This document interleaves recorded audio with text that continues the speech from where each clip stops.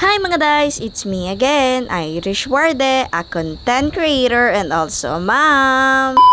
Aga na nga po ako nagising at sinabayan na rin po ako ni Sharing gumising. Kaharutan muna po pala kaming dalawa bago kami bumangon. Katapos nga po ng harutan ay binuksan ko na rin po ang ilaw at binuksan ko na rin po ang bintana. Katapos po ay niligpit ko na at tinupi ko na ang aming hinigaan. Kung nga po ako lumalabas ng kwarto ay dapat po maayos na po ang hinigaan namin. Kung mamaya ay andyan na naman si Sherry para ito ay guluhin. Mapagod magligpit pero walang magagawa dahil meron kang bulinggit. Dapat ang mga iniingat-ingatan mong bagay ay nakaligpit.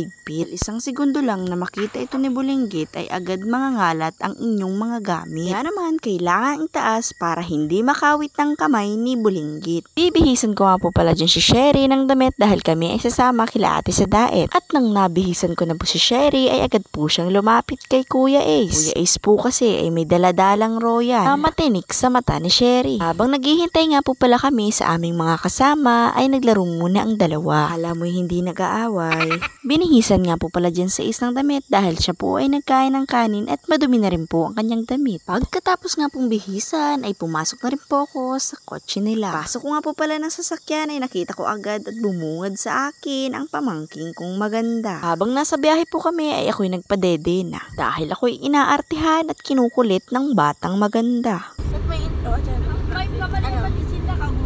Hi mga shiwiwit! Hi mga shiwiwit! Mga guys! It's Irish Warde! Irish Warde! Ngayon, para hatid ako sa school. Stress ang bakla mo! Abay, ginawa pa nga ba to ang pangalan ko ng aking pamangkin? Nene, it's not Warde. It's Warde. Okay naman, pagandahin mo naman yung pangalan ko kahit sa pagbigkas laang. Wala na nga tayo sa muka. Pinalang may anak akong maganda. Sa ilang oras nga naming pagbabahe ay naandito na din kami sa Mabini. Nakagayag na nga dyan si Shaki para bumaba.